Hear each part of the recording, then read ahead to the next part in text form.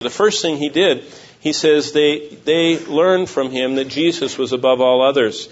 The way that they could triumph through Christ in any culture, their evil culture at any time, was they knew Jesus was above all others. It says in verse 20 of Ephesians 1, which he wrought in Christ when he raised him from the dead and set him at his own right hand in heavenly places.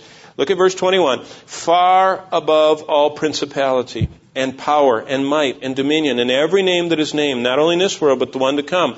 He has put all things under his feet, and he gave him to be the head over all the church. They learned that Jesus was above all. He was more powerful. He was more accessible. He was more present. He was more than anything that they could ever face. And so Paul taught them that they didn't have to fear. Jesus was greater than all. Secondly, Ephesians 2:2, the second lesson Paul gave them, and if you turn to chapter 2, he reminded them that Satan was their old master, and they shouldn't go back to their old master. This is what he's told them. Wherein in time past, Ephesians 2:2, you walked according to the course of this world, according to the prince of the power of the air, the spirit that now works in the children of disobedience. He's your old master. He's the one that's influencing, and this is the great road heading up to the high place, the Corinthus, the Acrocorinthus of, the Acropolis overlooking the city of Ephesus. But this main thoroughfare lined with shops on both sides, as they walk through their everyday lives, and that's what this beautiful colonnade with the shops on both sides reminds me of, they remembered in those shops the places where they used to drink and the places that they used to buy the goods that went along with their evil worship. They remember even the places of ill repute that were along there where they were involved in sin. And Paul says, you in time past walked that way. Don't forget your old master. Don't go back to those old places. Don't allow him to lure you in. You are walking a new way. The third thing he taught them was in Ephesians 4:27. And this is something that is so important for us to learn. And I think especially the scriptures warn us, let him that thinketh he stands, take heed lest he fall. We have to be very careful not to let Satan in. They kept him out. Just think of this verse. Neither give place to the devil. Just think of how America won the Second World War. It was when we started getting beachheads and winning those little islands and hopping back and forth across those little islands. We had a place and we had the momentum and began conquering those islands until finally Japan was isolated and finally Okinawa was a turning point and they just couldn't be stopped. Same thing in Europe. The beachhead on Normandy and D-Day when finally there was a place and the Allies poured in that little hole in a negative way. Look what it says. Don't give a beachhead to the devil. Don't give him a place where he can start pouring into your life. Even the slightest, smallest area that we allow him to have a place in our lives, whether it's allowing him a place in our emotions or through some lustful thing or through some secret, unconfessed area. If we allow anything to be unprotected, it's a beachhead. He pours in. And so what they were taught is keep him out. Keep him out.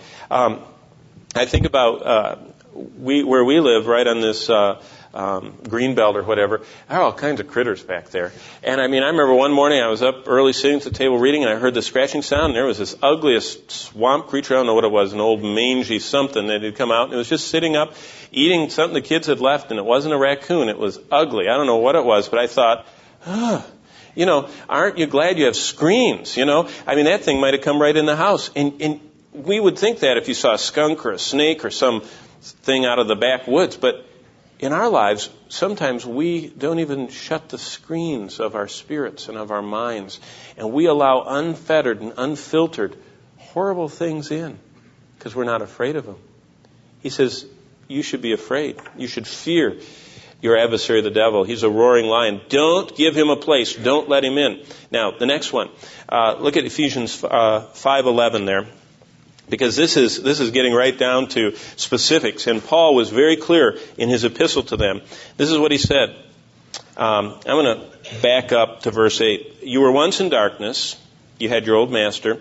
You're in the light. in the Lord. Walk as children of light. Don't give them a beachhead. For the fruit of the Spirit, verse 9, is all goodness, righteousness, and truth, finding out what's acceptable to the Lord, and have no fellowship with the unfruitful works of darkness, rather expose them. Don't fellowship with them. They stayed on guard. They didn't relax around Satan's cronies.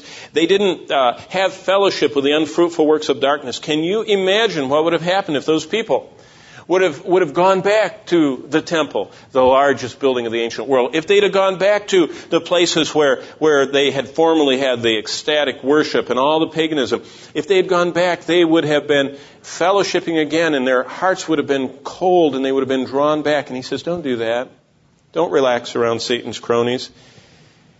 You know, today Satan's cronies aren't so obvious. We don't have people claiming to be Diana of the Ephesians. It comes more subtly. I think one of the great dangers is our culture communicated through the media. And it seems like it's just, everybody does it. And everybody, we don't want to be strange. We don't want to stand out. And yet we forget that the first century church was persecuted precisely for that. The first century church was persecuted because they wouldn't celebrate the holidays to the gods. Do we have holidays to gods?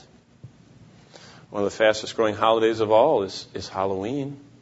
And Christians try and find a way around it. And they kind of try and Christianize a pagan event. And of course, we can say that it's something to do with Martin Luther, but the world doesn't even know about that. They know what that night is. The early Christians were persecuted because they wouldn't go to the games. Because of the bestiality, the killing, the blood, the brutal way that they would fight to the death. And yet slowly, I remember when we were in California, one of the biggest troubles of churches that were within 2 hours of Las Vegas, people wanted to go there. They just wanted to be there. It's just a place to be.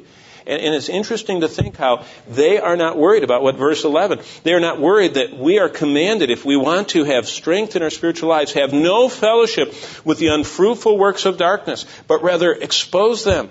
It's shameful, verse 12, to even speak of what's done to them in secret. And if it's shameful to speak of it, it's shameful to see it, and it's shameful to experience it. And so he said, stay on guard. How do you do that?